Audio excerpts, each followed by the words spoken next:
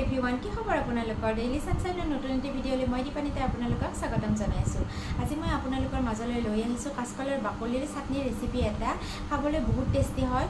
মই বনাইছোঁ, আগে পিছে বনাইছোঁ আৰু খাবলৈ ভাল হয় কাৰণে আপোনালোকৰ লগত ৰেচিপিটো শ্বেয়াৰ কৰিছোঁ।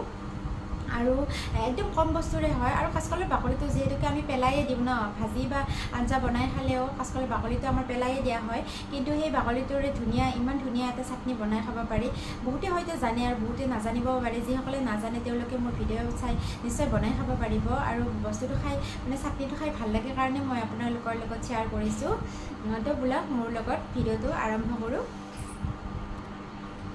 এই চাটনিটোৰ কাৰণে বাকলিখিনি ধুনীয়াকৈ মই ধুই পখালি চচপেন এটাত পানী দি কেনে গৰম কৰিব দিলোঁ, উতল আহিব দিলোঁ। অকণমান সিজা হ'লেই ভাল হয়। এতিয়া ইয়াত বইল কৰি লোৱা বাকলিখিনি মই দি দিছোঁ আৰু এয়া 5 ফুটা নহৰু আৰু 2টা কেঁচা জলকীয়া দি দিছোঁ আৰু এয়া এটুকুৰা পিঁয়াজ, কেঁচা পিঁয়াজ এইখিনি দি দিছোঁ।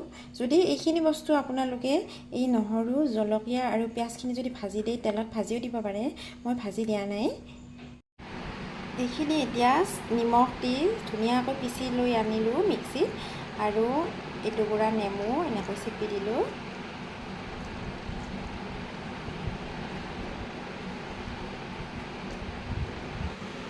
আৰু এয়া মোৰ চাটনি ৰেডি হৈ গ'ল।